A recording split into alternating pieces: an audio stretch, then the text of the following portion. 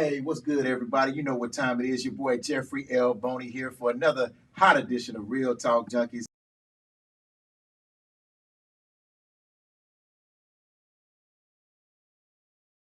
This news forward about the African American community month, this year, celebrating 63 years as a historic institution here in the greater Houston area in the southern region, never missing a week of print in the history of this newspaper. And I'm proud to serve as the associate editor of this historic and most relevant newspaper in the region. So, again, check out some of the latest news, forwardtimes.com, and make sure you get your subscription that you can get for 1 year, 2 years, or many more years.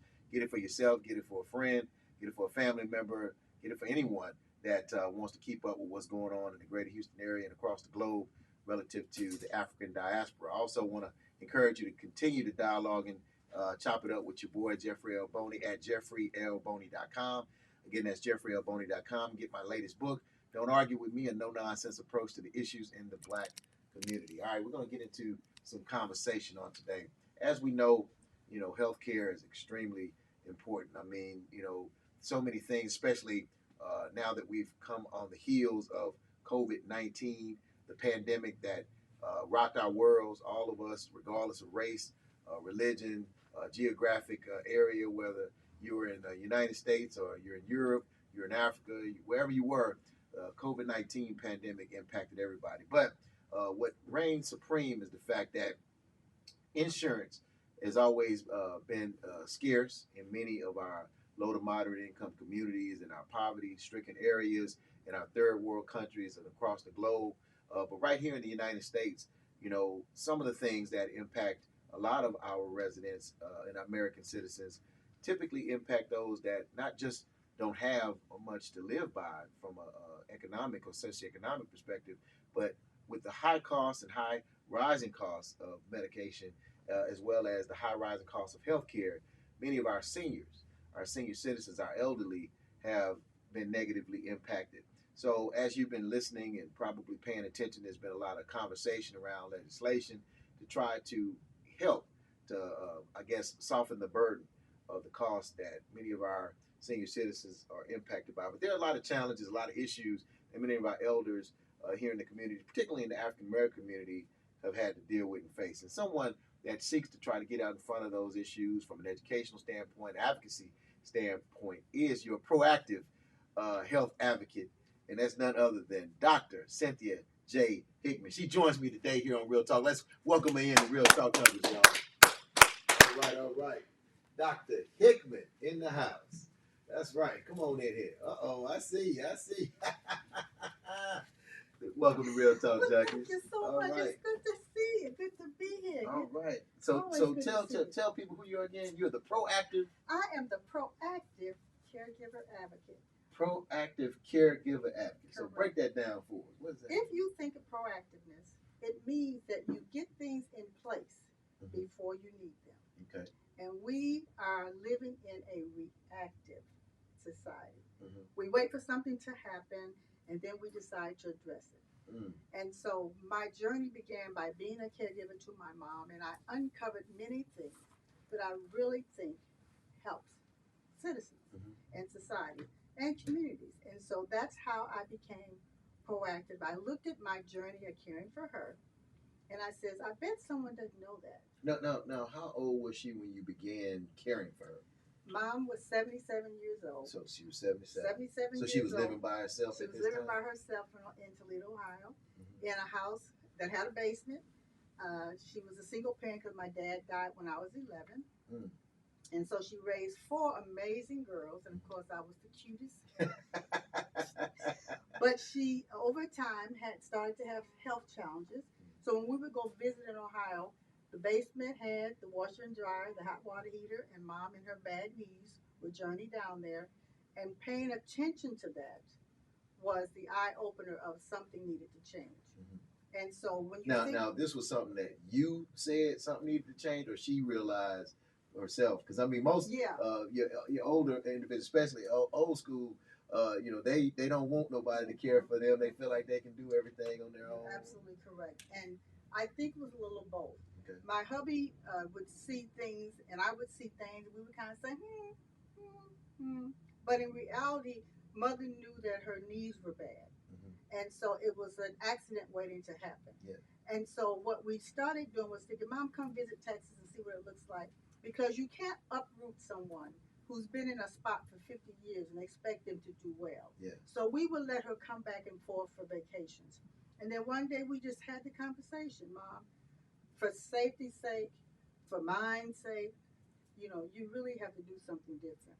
So we moved her to Texas, and we allowed her to remain independent for as long as she could. And that's the challenge with seniors. You're right. They want to maintain their independence. And so early on at 77, I became an observant person. Mother didn't know I was policing her, but I was paying attention because as things change, you have to make those adjustments, either quietly or on purpose. One good thing was when she started using aids, then the house, the furniture needed to be rearranged so she wouldn't bump something or hit something or trip over something. And all those things were a mindset of being proactive. How do I prevent something that could be detrimental from occurring? You pay attention. And so, I talk a lot about taking the blinders off. I talk about if you're 60, how old is your parent probably? If I'm 40, how old is your parent probably? And by taking the blinders off, you pay attention to that. Then you also pay attention to the genetics of your environment. We can't change genetics, but they can give us a clue. If your family has a high history of diabetes, for example, you may get that. So, what are you doing proactively to pay attention to that? Are you changing your eating habits? Are you exercising? Are you avoiding sugars that can cause these problems? And so, proactive means paying attention, staying on top of things, and even if they occur, they're managed in a much different way than all of a sudden having a crisis or an acute care issue where now you're tackling this may happen and this may complicate this. And so now you not only have one issue, you might have two issues because of lack of being proactive. So going back to the independent conversation, many of our seniors out there, man, are living. Some of them may still have their significant other, their spouse with them, or whoever they're living with in their home. But some are single or independent. I know my grandmother, my mom's mom, uh, lived in East Texas, San Augustine, Texas, by herself. Ain't that the country? Yeah, that's the country. Okay. She lived out there on this big, farm, acres of land, and the house sitting in the middle of all this stuff, where she had all of these animals and chickens and cows and pigs and all that. And she was getting older, and she started, being unable to care for herself to the point, kind of like what you say. She didn't want to just up and uproot. I mean, this is her home. She was born and raised. Right. Yeah, she was a midwife, and went to church there. And I mean, this was her house, her home, not just house. And so it was a very difficult transition. But she knew she needed to come and get adequate care here at the hospitals in Houston. I say all that to say that, to your point, the proactiveness came with, like you said, the different aids. You had the walkers and the canes and stuff like that. You have to be cognizant of things that are around because, with them still being independent minded, they want to get up, move around, go cook, do this. And their mind is a different conversation than their body. Yeah. And a lot of older people think that they can still do what they think they can do. But the body has a whole nother agenda. Even driving. The reactive time of even driving. Now, my mom drove a good 10 years after she got it. I think she stopped driving early 80s maybe. But she had her own car. But when she saw her reflexes were different, and I saw her reflexes were different, then we had to change that narrative. But we didn't snatch things. You have to pay attention to what your loved ones and aging adults like to do and what they've been accustomed to do, because you can't just take things away from people, because that's what makes them feel like they're useless. You know, my mom was a school teacher. She was an educator. And I used to do things to make sure her brain would keep working. You know, I would give her things to read, or she went to the senior citizen center. They found out she was an educator. So every holiday, Mama was the one who talked about Mother's Day, Father's Day, Easter, what the significance of these holidays were, MLK Day. She became the person of reading to the other seniors what these things were about. And it kept her going. You know, and that's the thing. When you find out what their passion is, or you find out what they're used to doing, you continue to add that, because seniors don't ever want to feel like they've lived their life and now they're useless. You know, you continue to pour into them so they can no longer, you know, either accept it or realize it. Because the cognitive decline of an elderly person is painful. I watched it with my mom. I watched her from being able to read to being able to not really see the print to, you know, saying, read it to me. She loved to read the Bible. But mom had got to the point where she memorized so much of the Bible, so it wasn't necessarily a read anymore. But these are the things that they value. So independence, as it as it turns into dependency, you have to try to always infuse some point of dependence from the standpoint of brushing your own teeth, you know, or putting on your own lotion.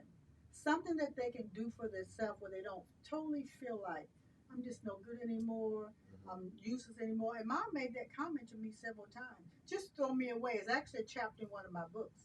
Just throw me away. And when she said that, I knew what she was saying, Jeff.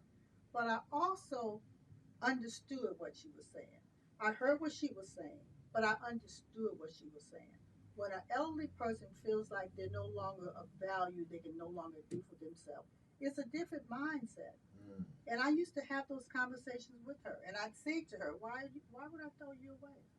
You didn't throw me away. Yeah. You know, I was once upon a time not able to do for myself. You didn't put me in a corner. You didn't send me to a home. You didn't have someone else come and take care of me. You did.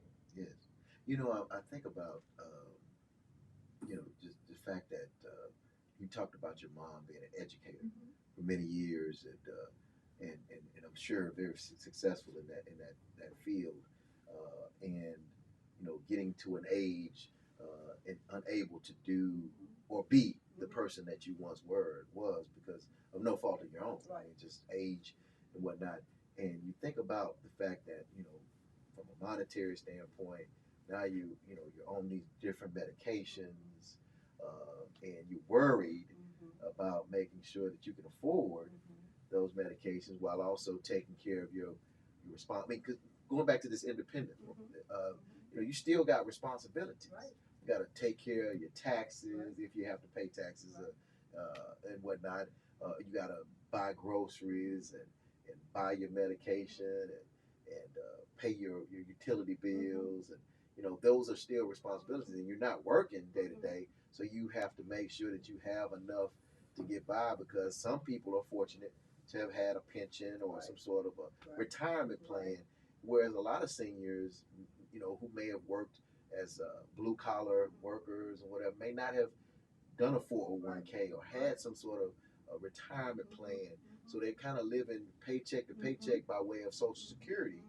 And that stress adds to a lot of those diseases or ailments or issues. So it's kind of like as you get older, it seems more pressure and more reason to be proactive, I guess, and why what you do is so necessary. Right. Interesting enough, I don't know if I shared this before. I quit my job to take care of my mom full time. Mm. I quit my job in 2013 to take care of her. I went to a nursing conference, and when I came home from the conference, she looked different. You know, and I had capable people taking care of her while I was away. But when I came back, she looked different. I had Physically? Yes. Okay. I subsequently had to put her in the hospital because at this time, mom had developed heart failure. Now, I had worked in cardiology the whole time here in Texas Medical Center. So I knew what it was. I knew what was happening, and I knew I had to get on top of this. Now, because I took care of patients who had congestive heart failure, which is what mom was diagnosed with, That was her only admission for heart failure because I knew what to do, and so I kept her home. So we paid attention to what you need to do to maintain a person who has congestive heart failure, from weighing themselves to understanding the medications, when to give them, when not to give them, when to consult a physician. So I was able to be successful in that way. The financial side of that, when I left my job, I didn't even think about what I did. And I was making a pretty good penny. So we went from a two income household to a one income household. I didn't think about anything other than my mom. I do believe if I'd have thought, I probably wouldn't have done it or done it in a different way.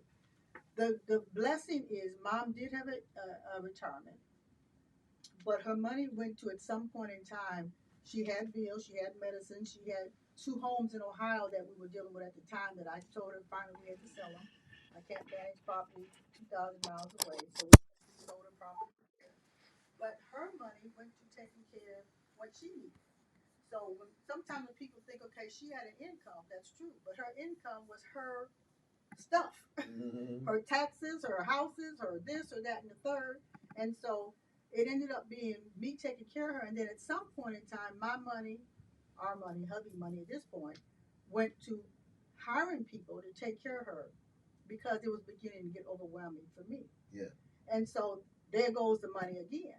Now keep in mind, you're still paying for whatever you're paying for. So it's very important that, again, proactively, you look at this picture ahead of time. Yeah. Now, not that you might be able to change it, but this is when you have these family conversations that no one wants to have, to talk about the what if. What if we need to take care of mom? Who's going to do it? How do we bring our resources together to do it?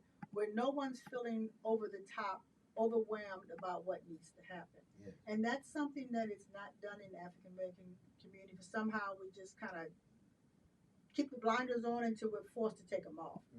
And so that is. Has that always been the case, though? I don't really know about always, but I think there's a fear in the African American community about we're going to live forever. Not a fear. I think we're going to live forever because we don't prepare. We don't have life insurance. My mother had 3 life insurance policies because in the 60s and the 50s, that's what you did. Yeah. If you ask people today how many have a life insurance policy, probably 2 or 3 is going to say no. And because of that, you have a different dynamic. People don't want to use resources to do life insurance, which saves your family from so many other issues. There's also long-term care programs that are out there now. People don't think that's important. But this is the thing I was thinking about driving over here, Jeffrey. We are burying our children. Now, the thought is our children are supposed to take care of us. By 2050, half the population is going to be over 65. But hear what I said, we're burying our children. Our children are supposed to take care of us. But our young people are dying in groves. So what ends up happening is we're going to be orphan elders. Wow. Trying to figure out. Orphan elders. Orphan elders, because who is going to take care of us? Wow. That is deep. Think about that. Who's going to take care of us if all of our children are gone, either from their poor life decisions, illnesses, jail, poor lifestyle, incarceration forever and a day? What is going to happen to us? Orphan elders. Orphan elders. Now, typically, the definition of orphan elders is a person who's never been married and who's never had children. But we're living at a time now where we've been married and we have children and our spouses are dying because men don't take care of themselves. Should I say that again? For those on I-10, men don't take care of themselves.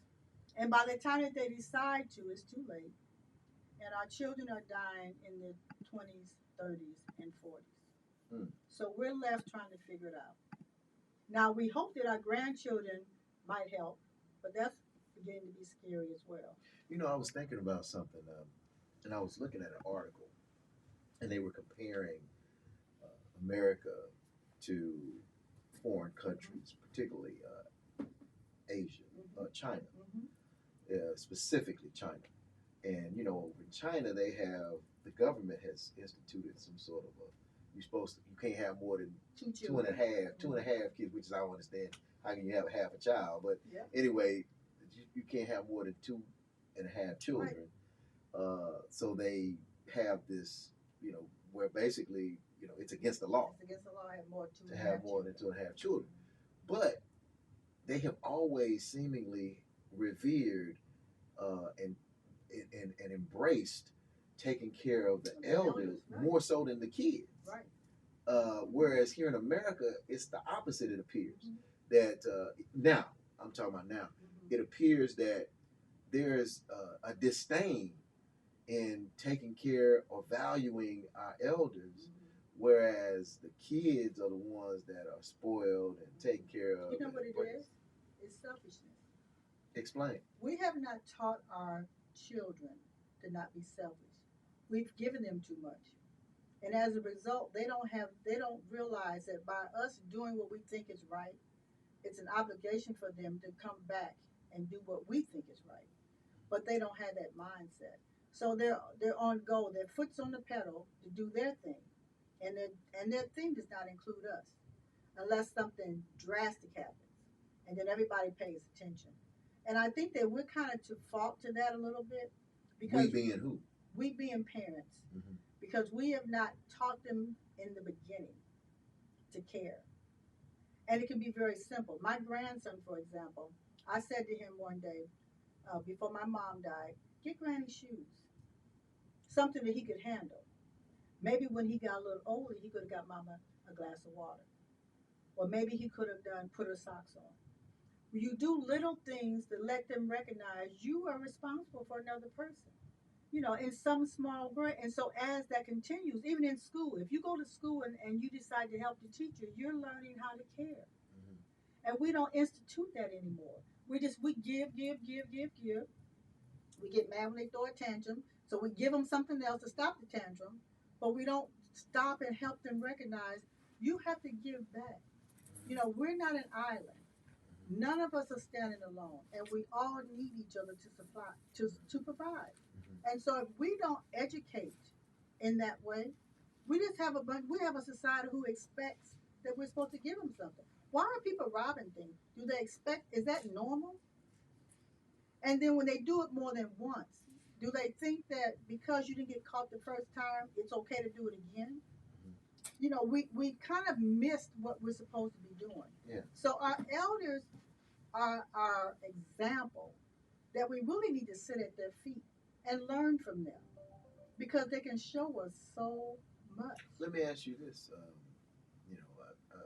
I'm assuming that, you are a baby boomer.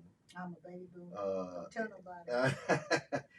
And so I write a lot, and one of the things that I often talk about is beneficiaries of the civil rights struggle, meaning those that were probably born during the civil rights movement, but maybe they were children, or maybe they were born slightly after the signing of the Civil Rights Act and the Voting Rights Act, 64, 65.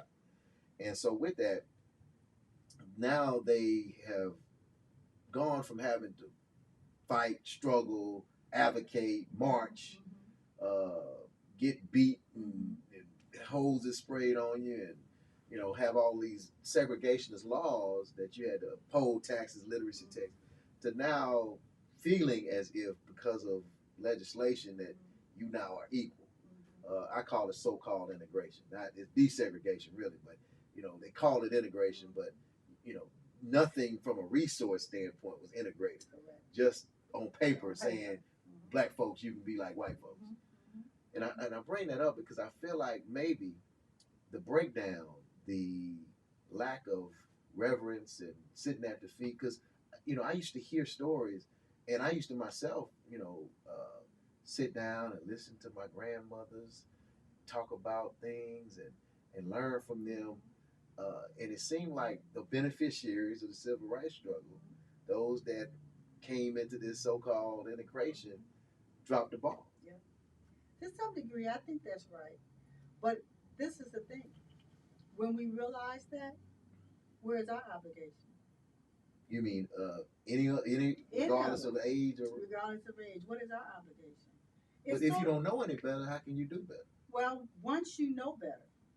But what if you don't know? Well, if you don't know, then again it becomes us, our responsibility to give that information to the next person. And you're right. We'll have a whole population who may not ever understand it.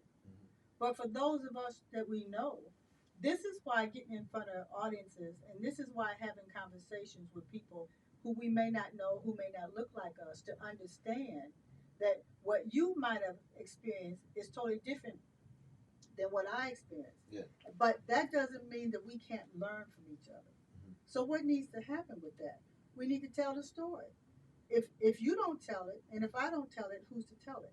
But our seniors have had all this experience. My mother was born in 1920.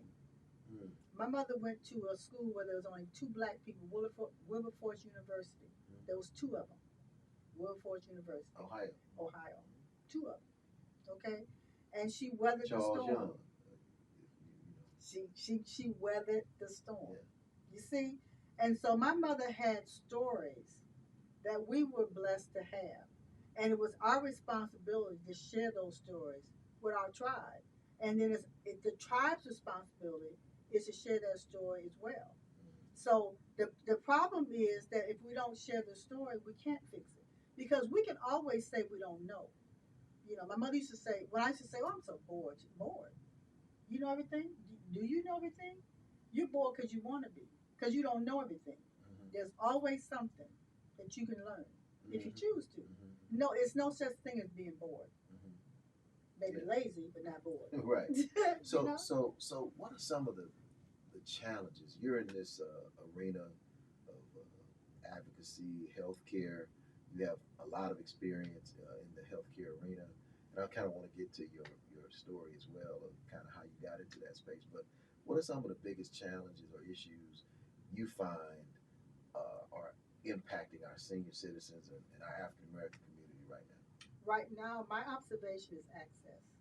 Okay. Access to information, access to technology, because that's where we are. We have an assumption that all seniors know about technology. We have an assumption that all seniors have computers. And so a good example is when you call someone, for example, and you say whatever you say, and the caller says, well, I'm going to send you a link, or go to my website, www.pka, whatever, and you assume that the seniors have that. So access is very important. The other thing is they don't understand. If I say to you, Mr. Boney, you have a blockage in the main artery. I noticed also that your atrium is beginning to protrude, and I understand that you might have to have some type of surgical operation to recover the tear that I'm finding in your aorta. And you say, okay. What did I just tell you? I have no idea. There you go. Something going on with my body. There you go. That's all I heard. Something serious going on. Yeah, so lack of understanding, and we don't take the time to break it down. We give you this pill. You got Bobo disease. Take this pill.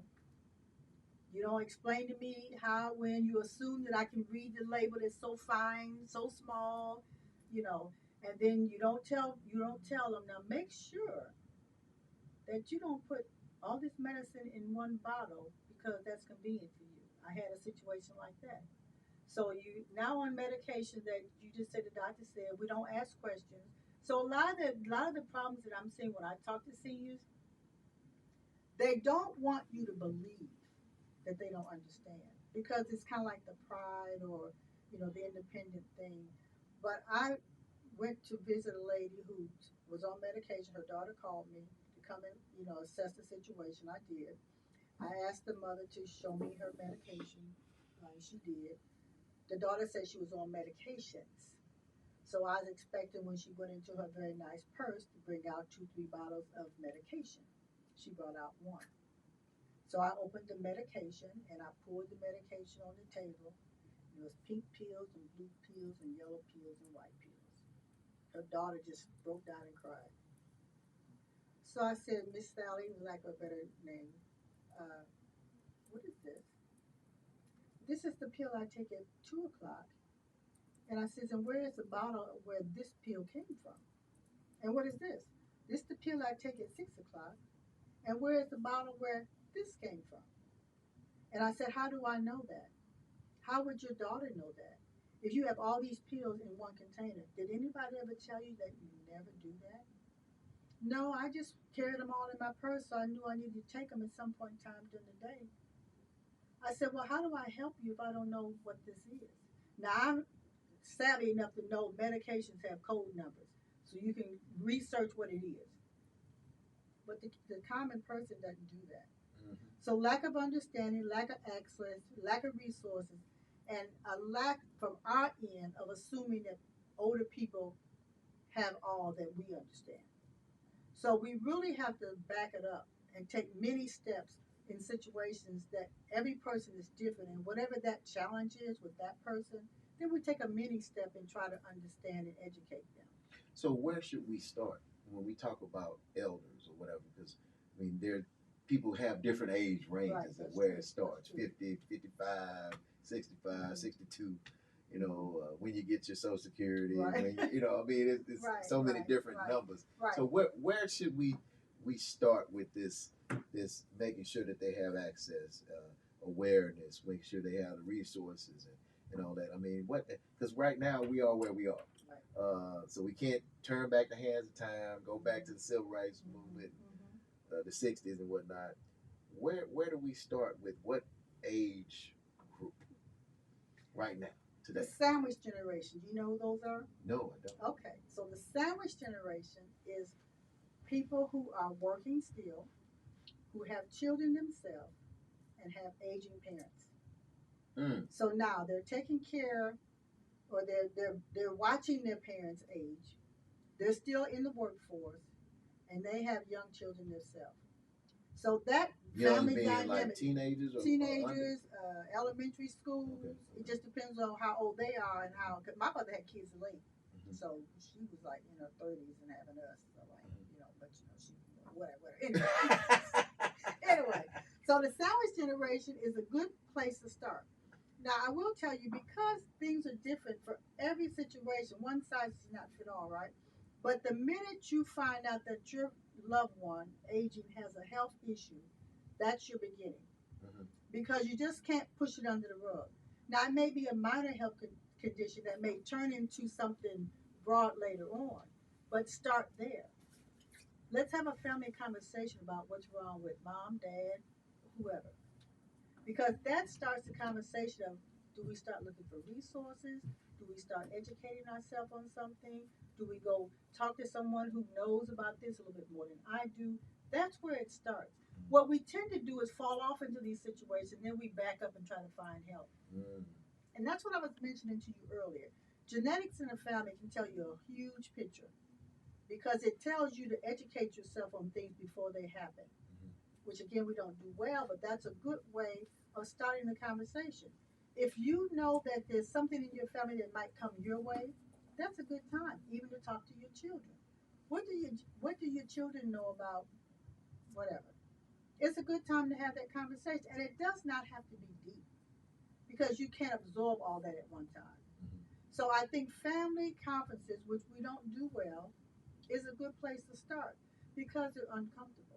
And a good example of this is why we have so much problems at end of life with people, because nobody wants to talk about dying. But y'all do know we pilgrims passing through, and you do know none of us are gonna get out of here alive. Hello. So we might as well start having that conversation. But you start off simple. Yeah. How would you like to go out, Mom? Jokingly, maybe. What color is your casket? What color you want to wear? I mean, it sounds bad, but it's the reality of where we are in life. Yeah. So family conferences is where it needs to start. Yeah, and you're so right. It's so taboo for many of us in the African American community to talk about a lot of different things, but definitely one of them. Matter of fact, being a former, I can't never say I'm a former banker, but being a person that was in the banking industry for many years, insurance was always a topic of conversation as far as life insurance, and started talking to many African Americans about life insurance, and they'd be like, oh, that's cheap, because we sort of say, oh, you can get $100,000 policy for $15 a month at the time, or $20 a month. Oh, that's cheap. But they're thinking, not like you say, a lack of awareness or understanding. They're thinking, all I got to do is pay $15 a month and I get $100,000.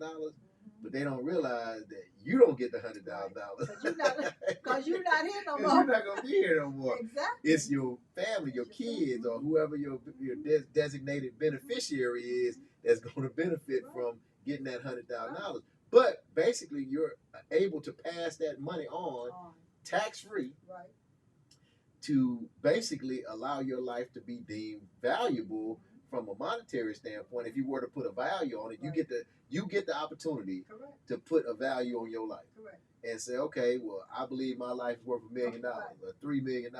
Well, basically, go get you some policies or a policy that will be able to allow your life, once you pass, to be valued at X amount of dollars to pass on to your designated beneficiaries. But when I would have those conversations with many black folks, they'd be like, oh, hell no. I mean, come on now. If I can't benefit from I don't want it. I don't want it. Now, is that not a selfish statement? It is very, very selfish, but it's real though. But this is what I was telling you before. But it's real. It is very real. Yeah. And that's why we have these issues, because we're self-serving. We don't recognize that we don't want to burden our family, do we? Right. We really don't want to burden our family, do we? Yeah. But we don't put the steps in place to not do that. Yeah. In many cases. I know, my dad, may he rest in peace, when he passed, I had no idea that he didn't have insurance of any kind. And so he had a stroke all of a sudden. And, my mom didn't have the full means to bury him. And so, we had to come out of pocket to kind of help cover that cost. But immediately right after that happened, I told my mom, we need to make sure that you're shored up and that we have the proper insurance in place, not just health insurance, but life insurance, and make sure that everything. And little did I know that less than 2 years later that she would pass at 57 years of age. He was 59, but now, thinking about your parents, did they have health challenges that you paid attention to? So my dad had a heart condition that was undetectable. I don't know the name of. I had to go back and look at the death certificate. But he didn't have health insurance, but so he wasn't had a heart condition. Yeah, he had but even the doctor was saying that, or the coroner, medical examiner was saying that what he had was one of those rare conditions that impacts less than 200,000 folks per year, but it's hard to detect. But he didn't even have health insurance and go see a doctor regularly to be able to be checked to see if, in fact, there was something there. I don't believe he was on any high blood pressure medication, and I know that was something that his mom, my grandmother, suffered with diabetes and high blood pressure. And on my mom's side, she struggled with diabetes and things of that nature. And then, of course, my mom, she had an issue that she succumbed to based off of her having sepsis, that formed in her blood system. But at any rate, there was more to that story. But I say all that to say that we made sure that after my dad's situation, that wasn't going to happen to my mom.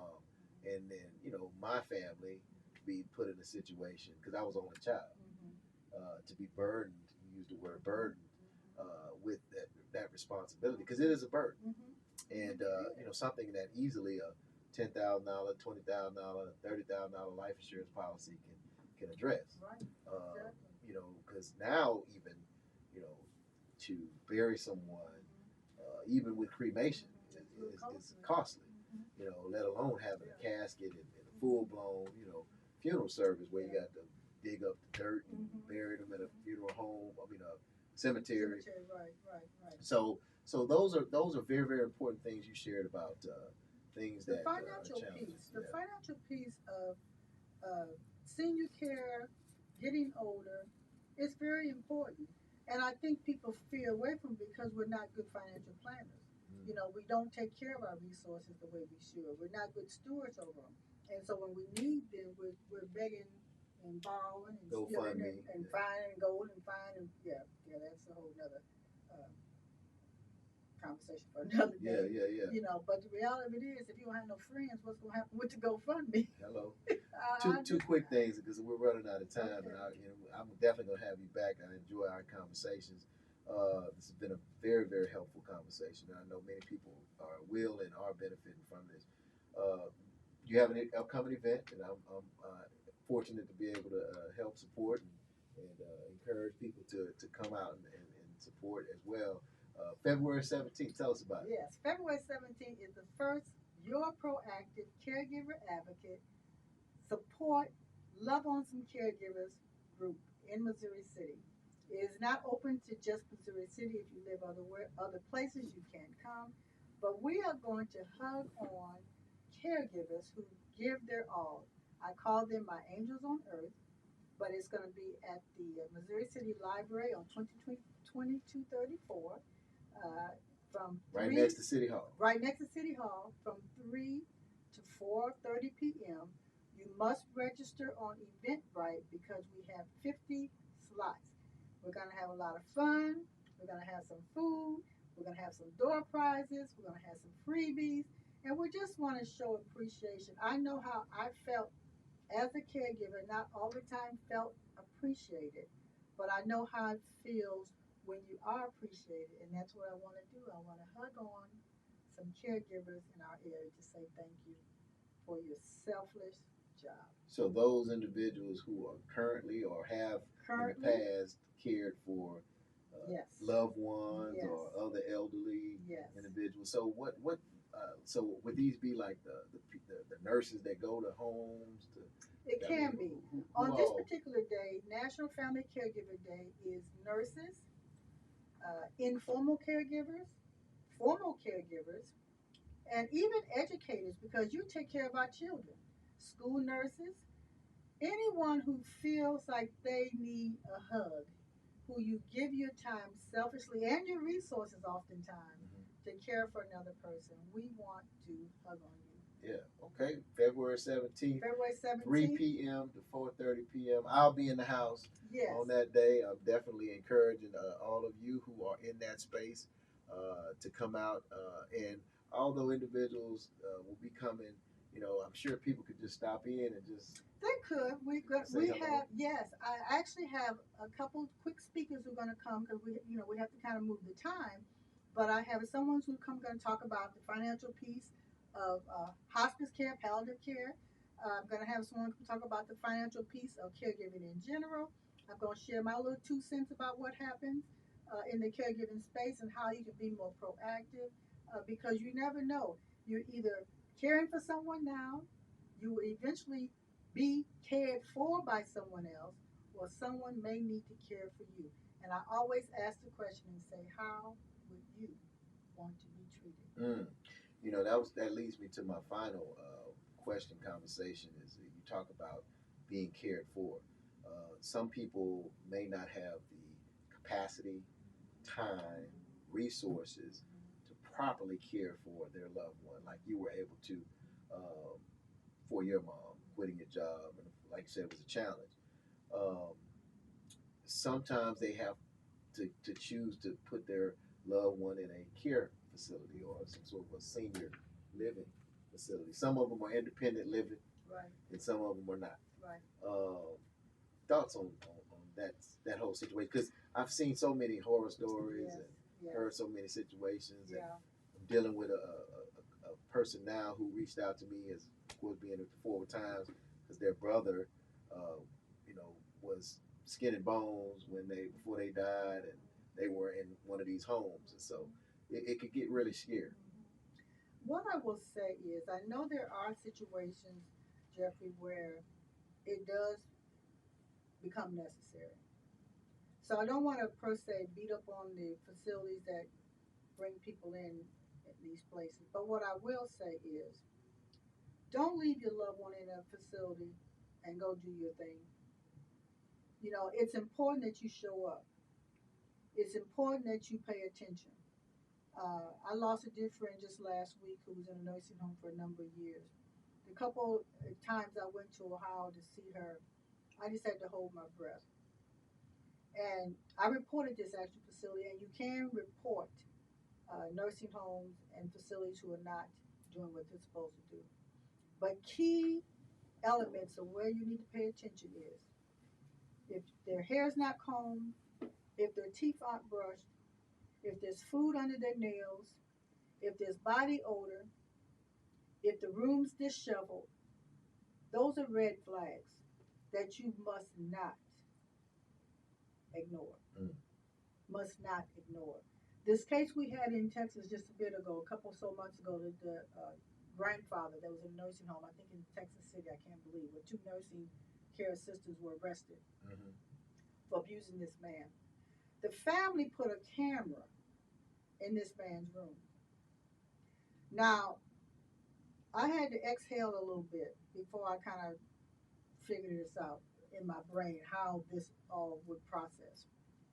If you have to put a camera in a room where your loved one is, to me, that's a red flag. Definitely not the right place for you. Correct. I'll just leave it like that. So what it says is, if you're not going to be available to take care and pay attention, then they don't need to be in a care facility. Too much, unfortunately, goes on. And again, how would you want to be treated? Yes. Dr. Cynthia J. Hickman, patient. You're proactive caregiver advocate. You're proactive caregiver advocate. I'm gonna get that right. I'm gonna memorize that. I'm gonna memorize that. It's gonna be like my social security. Yeah. You're proactive caregiver advocate, Dr. Cynthia J. Hickman. Thank you so much for being on Real Talk Junkies. Always my hero, my friend, my friend. Thank you so much. God bless y'all. Hey, look, that'll do it, y'all. Again, I want to encourage everybody, go check out forwardtimes.com. Again, that's forwardtimes.com. Celebrating 63 years this month, y'all. Make sure you check out the latest edition of the Forward Times newspaper. And, of course, kick it with your boy at jeffreylboney.com. I always love to engage with you and pick up that new book, Don't Argue With Me, a no-nonsense approach to the issues in the Black community. That'll do it, y'all. See you next week. Peace.